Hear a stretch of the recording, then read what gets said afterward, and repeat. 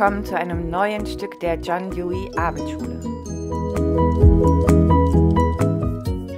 Mein Name ist Anja Besant, ich bin die Direktorin der John Dewey Forschungsstelle für die Didaktik der Demokratie und ich freue mich, Ihnen heute ein besonderes Abendschulstück zu präsentieren.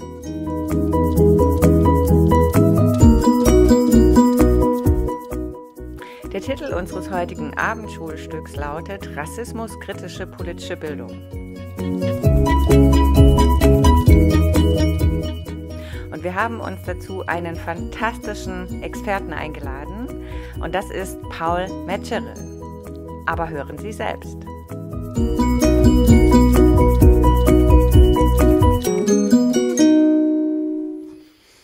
So, guten Tag. Mein Name ist Paul Metzgerel.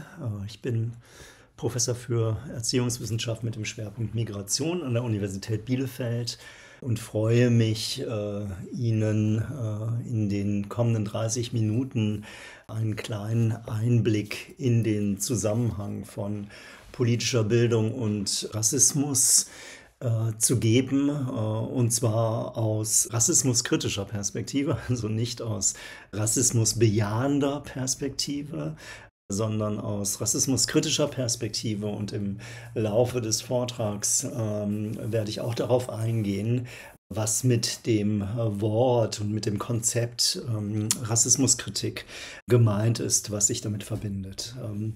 Im Wesentlichen will ich 3 Dinge tun in diesen 29 Minuten. Der erste Punkt ist, ich möchte skizzieren. Erster Punkt, was ist Rassismus? Zweiter Punkt, was ist Rassismuskritik? Und dritter Punkt, so könnte man vielleicht sagen, was ist eine rassismuskritisch informierte und orientierte politische Bildung? Um was für ein gesellschaftliches Verhältnis es sich beim Thema Rassismus handelt. Das wäre der erste Punkt. Der zweite Punkt wäre, wie schon angesprochen, eine Charakterisierung der Ambition gewissermaßen vorzunehmen, die sich mit Rassismuskritik verbindet. Und drittens will ich darüber nachdenken, was Rassismuskritik an Konsequenzen für politische Bildung mit sich bringt.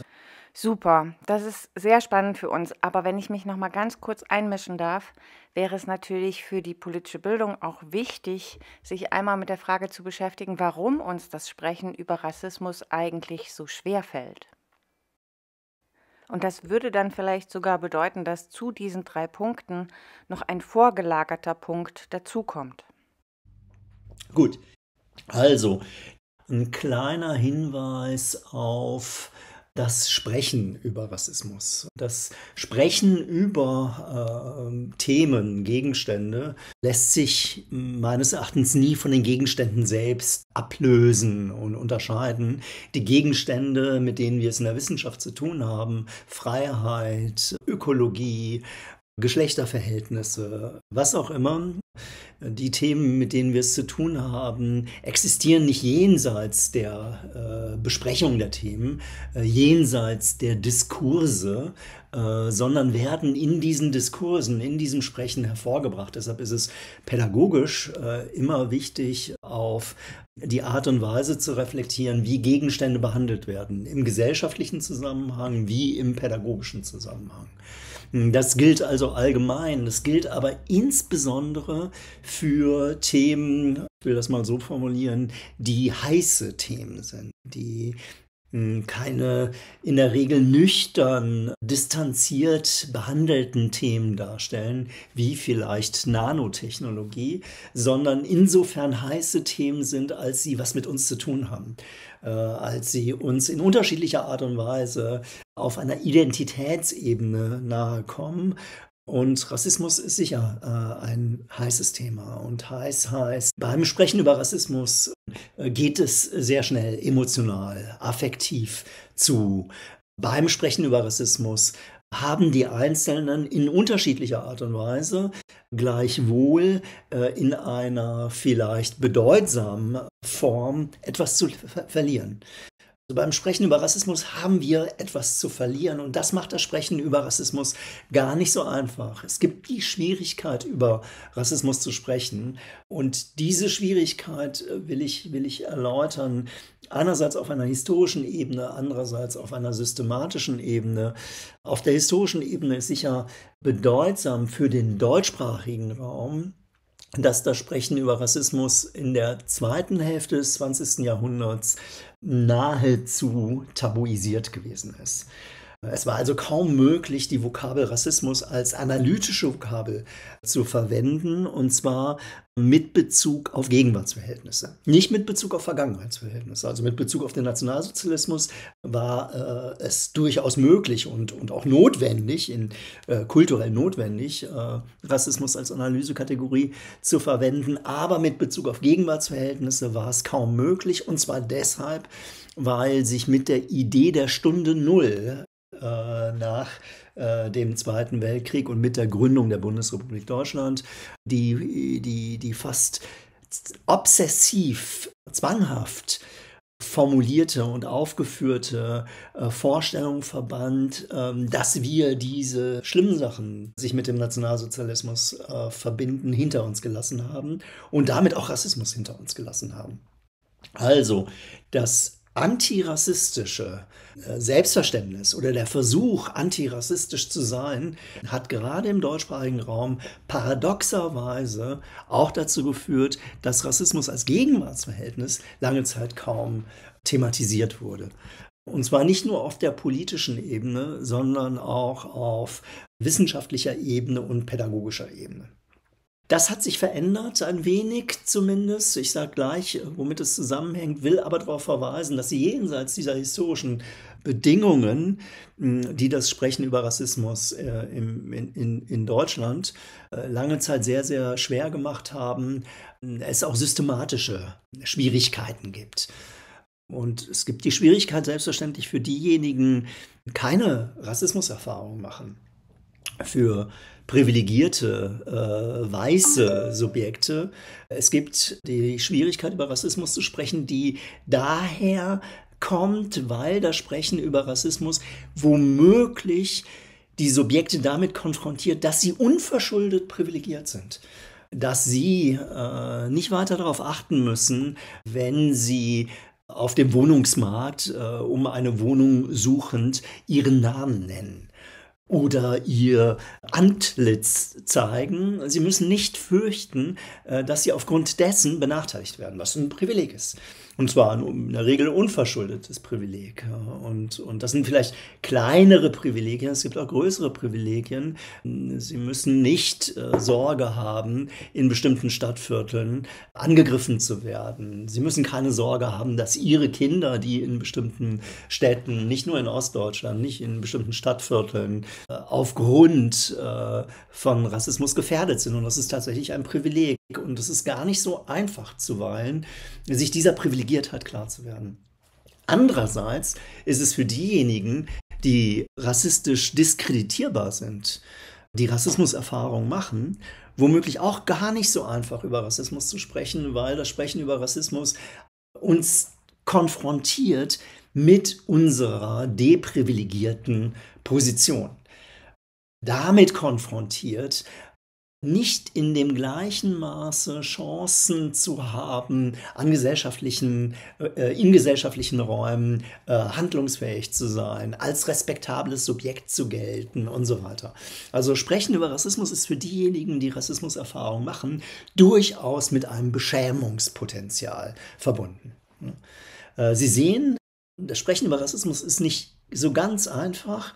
Die Schwierigkeit ist aber eine unterschiedliche Schwierigkeit, eine differenziell verteilte Schwierigkeit.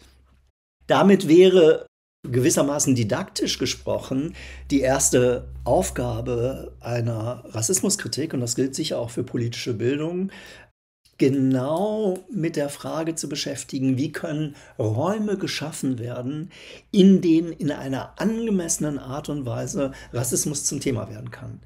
Wie kann also mit einer lange Zeit vorherrschenden Praxis der Nicht-Thematisierung von Rassismus so gebrochen werden, dass Rassismus angemessen zum Thema wird? Erstes didaktisches Prinzip, wenn Sie so wollen. Und mit angemessen meine ich, so über Rassismus zu sprechen, dass vielleicht zwei Dinge geschehen oder geschehen können. Das erste ist, so über Rassismus sprechen, dass die Wahrscheinlichkeit, dass jemand beschädigt wird, aufgrund dieses Sprechens gering gehalten wird.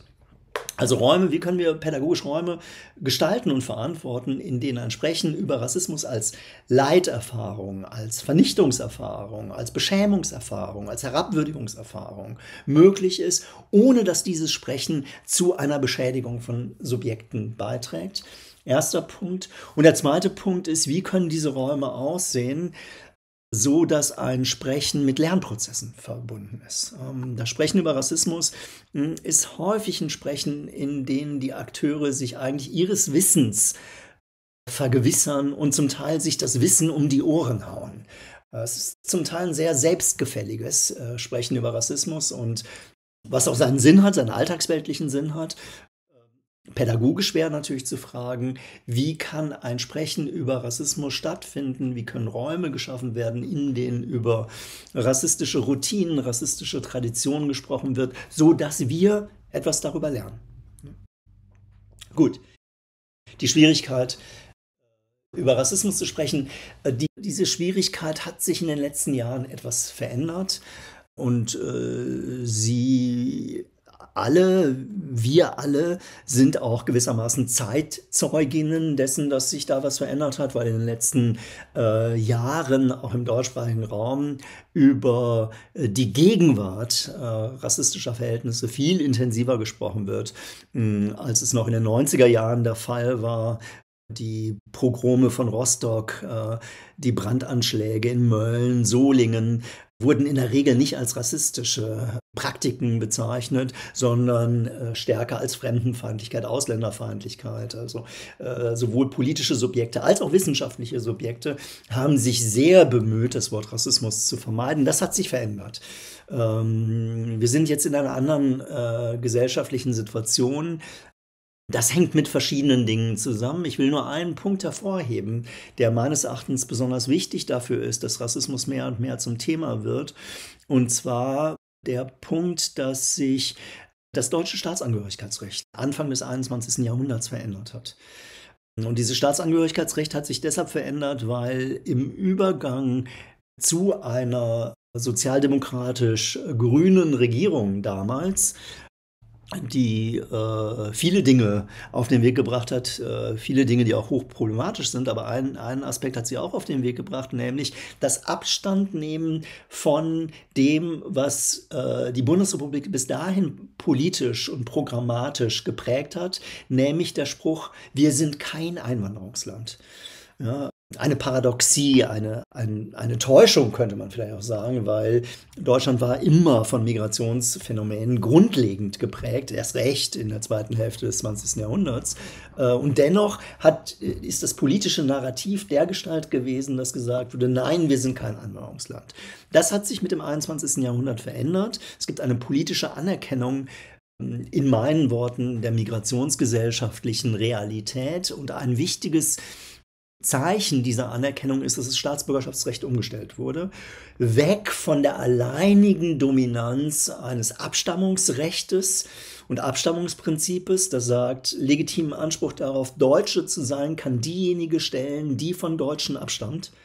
Weg von der Alleingültigkeit des Abstammungsprinzips hin zu der Auch-Gültigkeit eines Prinzips der Ortsansässigkeit. Und das meint, legitimen Anspruch, Deutsche zu sein, kann auch diejenige Person stellen, die, ganz egal von wem sie abstammt und ganz egal, was das heißt, Abstammung, die ihren Lebensmittelpunkt in Deutschland hat. Also stärker ein republikanisches Verständnis von Bürgerinnenschaft, von politischer Subjektivität, von Staatsangehörigkeit.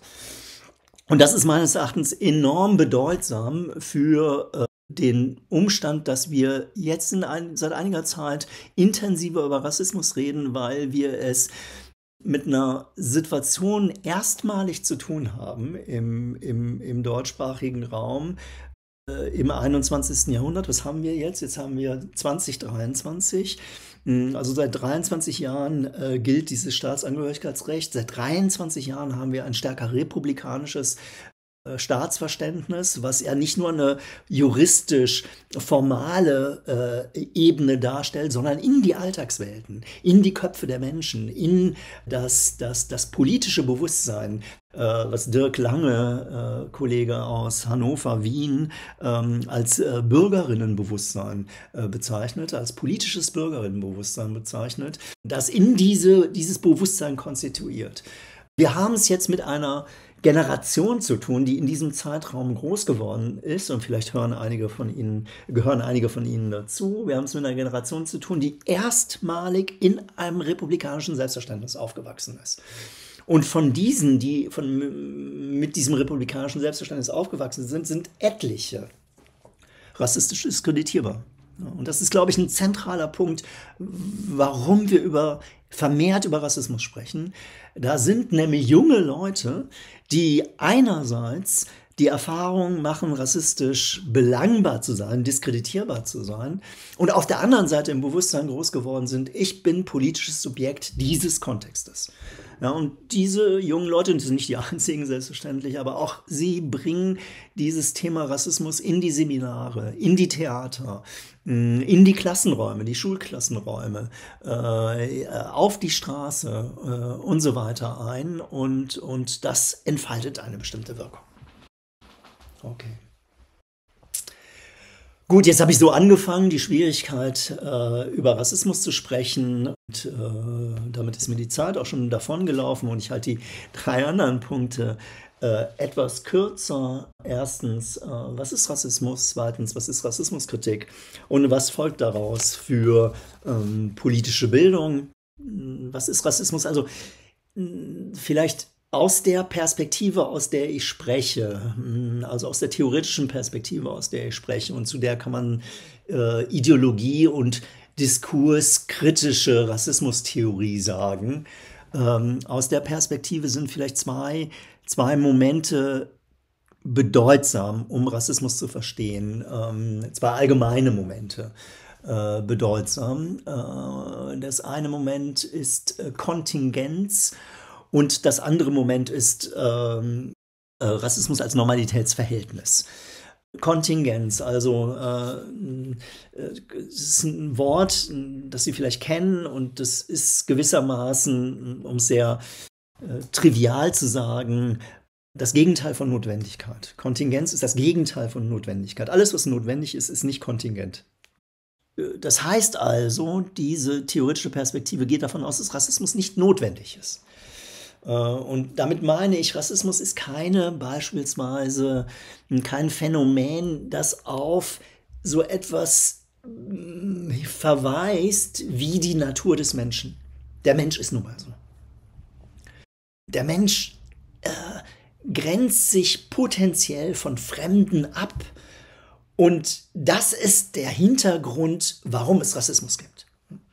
Das wäre eine quasi non-kontingente Vorstellung von Rassismus, und die Theorie, die ich mitgebracht habe, geht von der Kontingenz aus. Das heißt, Rassismus hat es nicht immer gegeben und hat nicht schon immer die Art und Weise, wie der Mensch auf andere Menschen bezogen ist, strukturiert, sondern entsteht erst in der europäischen Neuzeit. Das ist ein zentraler Punkt. Hat also spezifische historische Bedingungen des in die Welt Tretens. Das ist Kontingenz. Hat bestimmte Bedingungen, dass es in die Welt tritt.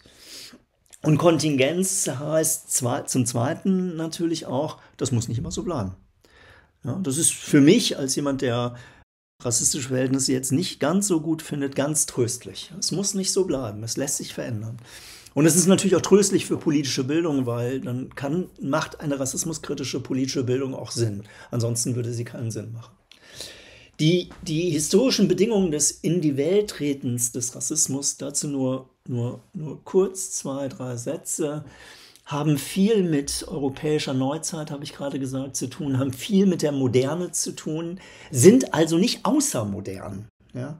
Also Sie werden das häufig antreffen, dass Rassismus verstanden wird als, das ist eigentlich etwas, was nicht zur Moderne gehört, nicht zu uns Zivilisierten gehört.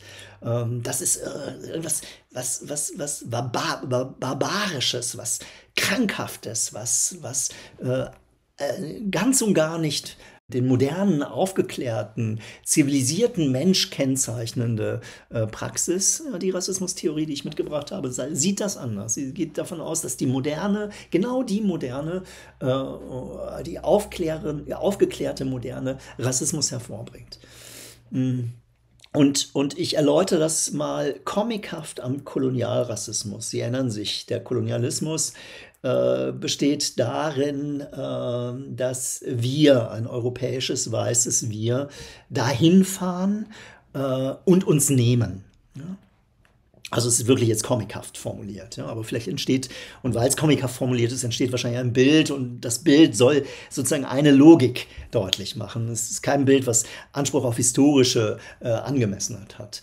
Ja. Also wir fahren dahin und nehmen, also wir nehmen alles, wir nehmen den Boden, wir nehmen das Land, wir nehmen die Bodenschätze, die Ressourcen, wir nehmen die Körper, ja, machen sie uns dienbar und verfügbar in sexueller, in arbeitsbezogener Hinsicht und jetzt stellt sich die Frage, warum dürfen wir das? Vermutlich stellt sich immer im Rahmen von gesellschaftlichen Verhältnissen die Frage, welche Legitimität hat die jeweilige Ordnung? Und die Legitimität der Ordnung, der kolonialen Ordnung, muss jetzt, das ist kennzeichnend für die Moderne, ausgewiesen werden, nicht mit Bezug auf Gott oder auf Religion, also nicht mit einer kosmologischen, mit einer theologischen Begründung, sondern muss erläutert werden mit Bezug auf Vernunft und Ratio und Verstand. Ja, wir sind aufgeklärt. Ja. Also werden die Gelehrten zusammengerufen und die Gelehrten sollen diese knifflige Frage, warum dürfen wir das? Warum dürfen wir diese Macht über sie ausüben? Warum dürfen wir in dieser Weise instrumentell mit ihnen umgehen, ohne sie zu fragen oder ohne, dass ihr Wort irgendeinen Unterschied machte? Warum dürfen wir das? Und die Antwort, die gegeben wird, und das ist zentral für Rassismus, die Antwort ist Rasse. Ja? Race is the answer.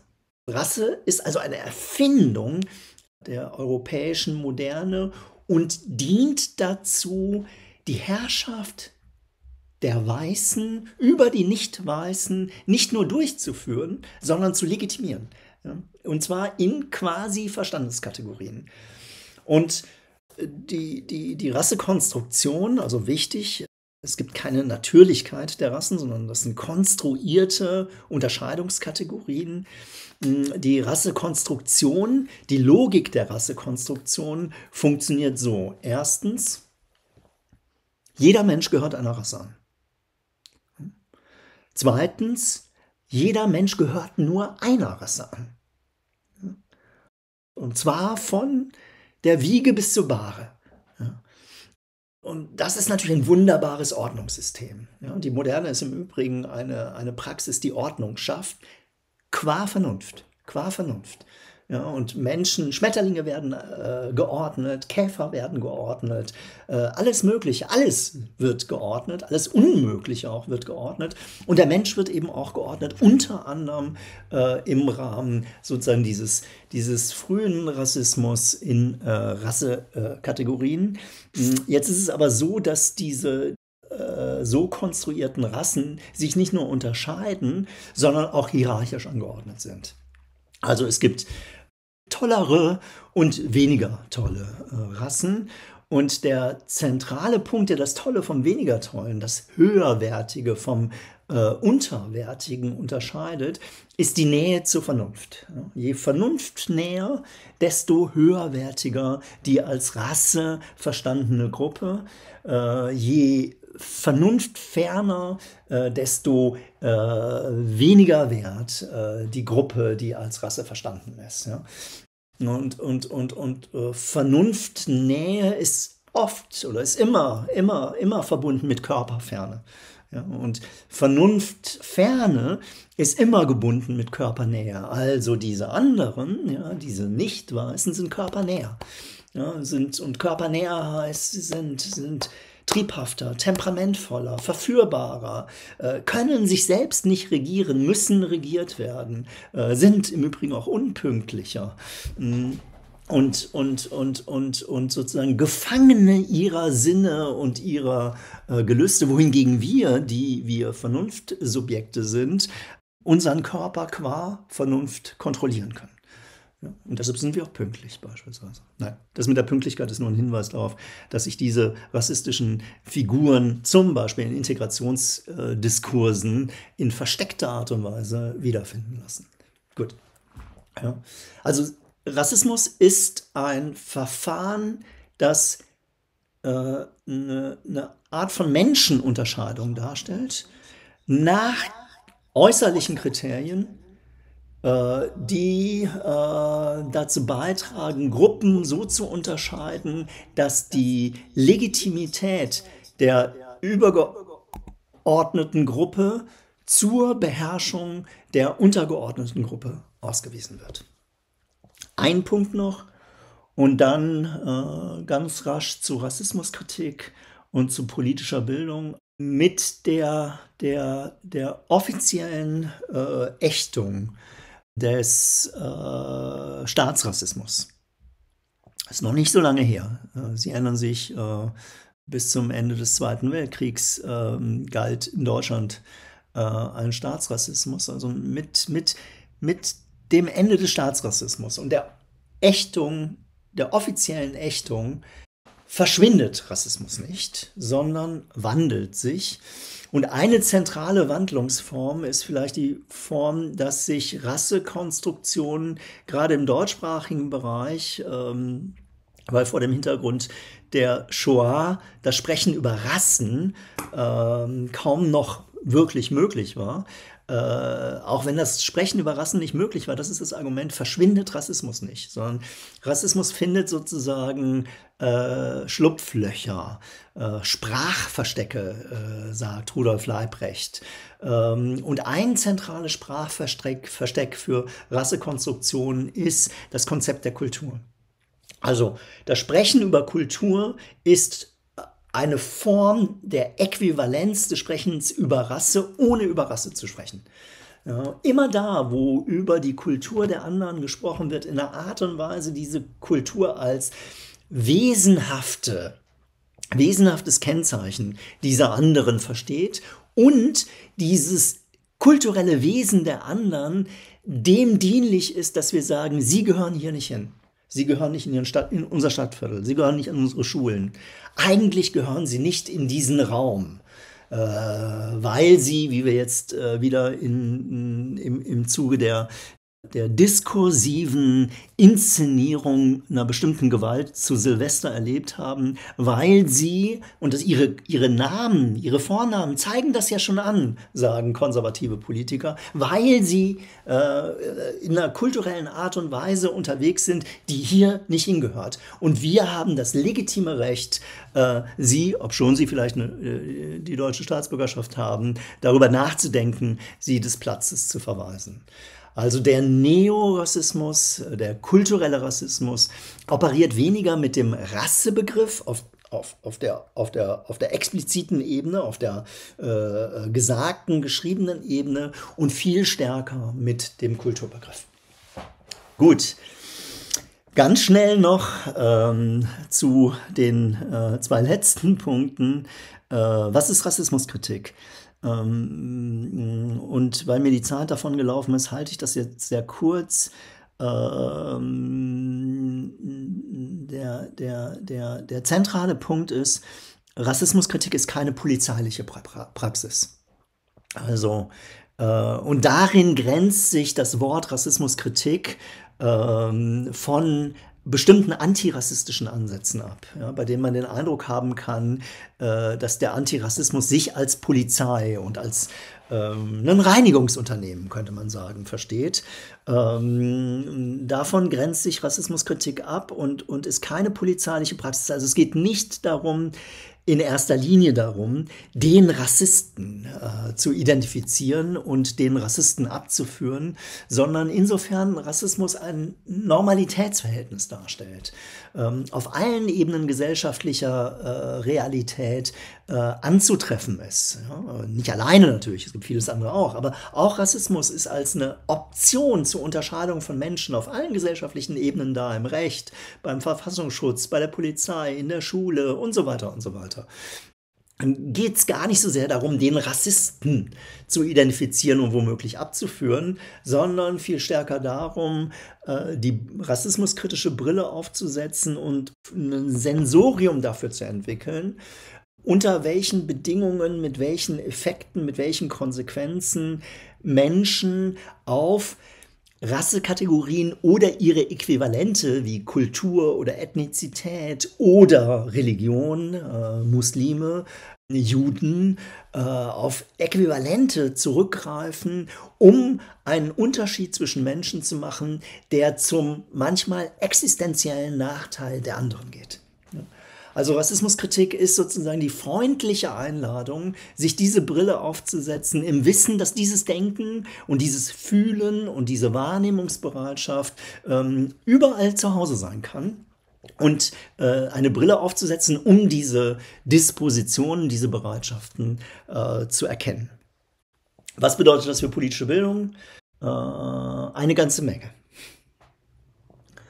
Das bedeutet für politische Bildung zunächst einmal, das habe ich zu Beginn angesprochen, Räume zu schaffen, in denen ein angemessenes, Sie erinnern sich, die Wahrscheinlichkeit der Beschädigung gering haltendes und ein Lernprozesse ermöglichendes Sprechen über Rassismus möglich ist.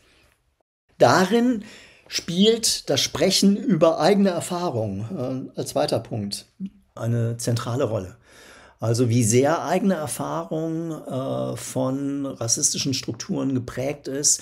Und es macht Sinn, Räume zu schaffen, in denen insbesondere auch Rassismuserfahrungen, also Erfahrungen der Diskreditierung aufgrund von Name, Aussehen, religiöser Praxis, vermeintlicher Herkunft und so weiter, so ermöglicht wird, indem ein Sprechen über diese Erfahrung so ermöglicht wird, dass Ermächtigungsprozesse stattfinden. Und im Rahmen von politischer Bildung sind das ganz sicher Ermächtigungsprozesse, die zu einer politischen Subjektivität beitragen, die dazu beitragen, dass Individuen, die in der Stadt leben, sei es die Stadt Dresden, sei es die Stadt München, sei es die Stadt Hamburg, sei es die Stadt Chemnitz und zum Beispiel rassistisch diskreditierbar sind oder nicht diskreditierbar sind, Selbstverständnis entwickeln, indem sie das von dem Recht Gebrauch machen,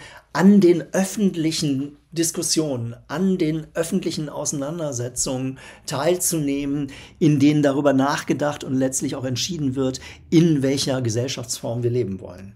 Das ist ja eine zentrale Dimension von politischer Subjektivität, sich beteiligen an den Auseinandersetzungen, die die allgemeingültige Ordnung problematisieren und zur Konsequenz haben.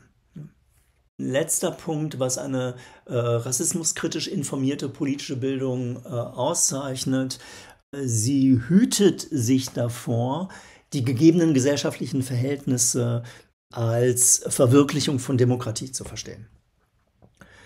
Wenn wir Demokratie für einen Moment verstehen wollen als eine Gesellschaftsform, in der das Subjekt politischer Entscheidungen, das Subjekt politischer Erwägungen aus den Individuen und den Gruppen besteht, die von den Entscheidungen grundlegend betroffen sind. Also wenn wir im Stadtviertel eine Entscheidung treffen, dann sind diejenigen, die da in dem Stadtviertel leben, von dieser Entscheidung grundlegend betroffen.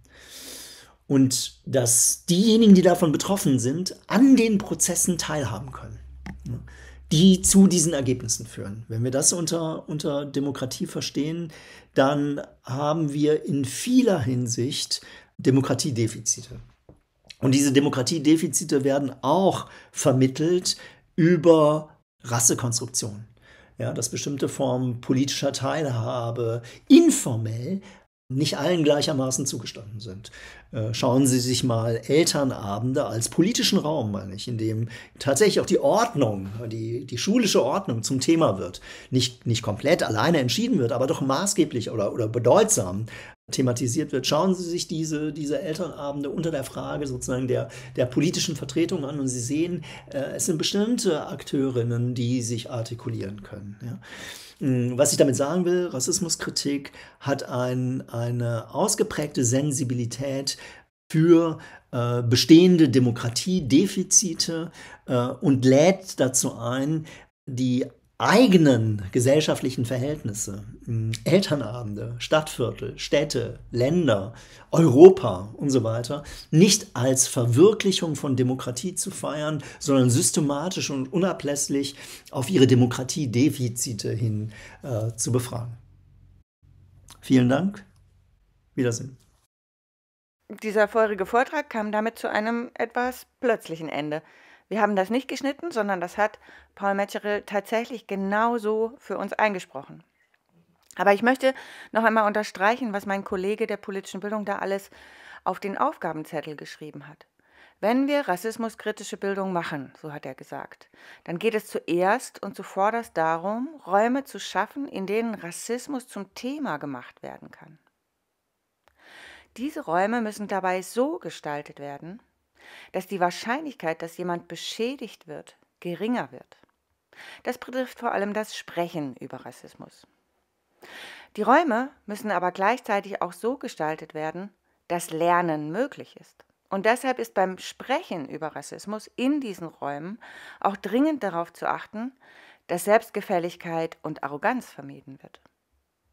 Es geht also um die Entwicklung von Räumen, in denen wir sicher sind und uns auf Neues einlassen können. Das passt sehr gut zu dem, was wir in der Forschungsstelle zu vermitteln versuchen. Es geht aber um mehr. Als zweiten Punkt hat Paul Metzgerel darauf hingewiesen, dass in einer rassismuskritischen politischen Bildung eigene Erfahrungen als Ausgangspunkt dienen sollen. Und er weist dabei darauf hin, dass es hier insbesondere auch um die Erfahrung von Subjekten geht, die von Rassismus betroffen sind. Auch hier wird noch einmal die Bedeutung der sicheren Räume offensichtlich. Im Kern, und damit kommen wir zu Metzgerels drittem Punkt, geht es darum, Ermächtigungsprozesse zu ermöglichen und zu fördern und damit politische Subjekte zu unterstützen, damit diese dann selbstbewusst in der Lage sind, sich an Auseinandersetzungen zu beteiligen, die die allgemeine Ordnung problematisieren, und zwar unter einer rassismuskritischen und nicht bejahenden Perspektive, sodass die Demokratie gestärkt werden kann. Hier wird dann die fundamentale Bedeutung dieser Perspektive sichtbar und damit lässt Metzgerel uns am Ende seines Vortrags in gewisser Weise mit klingenden Ohren zurück. Er sagt, ich wiederhole das noch einmal für Sie, eine rassismuskritische politische Bildung hütet sich davor, die gegebenen gesellschaftlichen Verhältnisse als Verwirklichung von Demokratie zu verstehen. Wow, das ist wirklich weitgehend und wirkt vielleicht auch ein wenig furchteinflößend, zumindest für Akteure, die der Meinung sind, in der politischen Bildung ginge es darum, Kenntnisse über die etablierten politischen Strukturen und Verfahren so zu vermitteln, damit alle sie begreifen, sich an ihnen orientieren und so die Demokratie verwirklicht wird. Metzgerel wählt die Formulierung, eine rassismuskritische Bildung hütet sich davor, die gegebenen gesellschaftlichen Verhältnisse als Verwirklichung von Demokratie zu verstehen. Sie hütet sich. Das wäre aus der Perspektive der politischen Bildung nämlich das bei weitem Einfachere. Stattdessen sind wir aufgerufen, in einer kritischen Perspektive zu verbleiben und uns daran zu beteiligen, Zugang, Teilhabe und Mitbestimmung aller Menschen in der Demokratie zu ermöglichen. Denken Sie darüber nach. Und schaffen Sie Räume, in denen wir uns über diese Fragen verständigen können. So, jetzt möchte aber auch ich mich bedanken. Zum einen bei Paul Metzgerel für diesen furiosen Vortrag und zum anderen bei Ihnen fürs Zuhören und Mitdenken.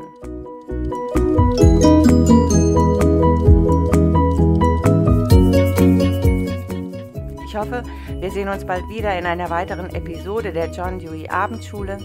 In diesem Sinn, bleiben Sie ehrgeizig.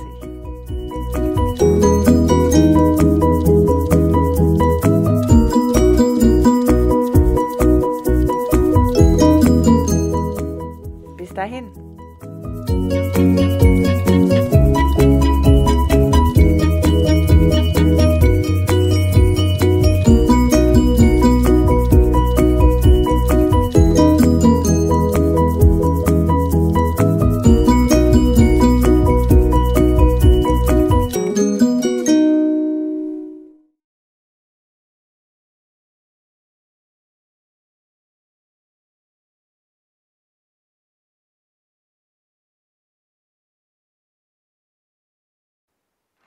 Und der Text dieses Abendschulstücks stützt sich natürlich auf Überlegungen und Texte, die ihm auch vorausgehen.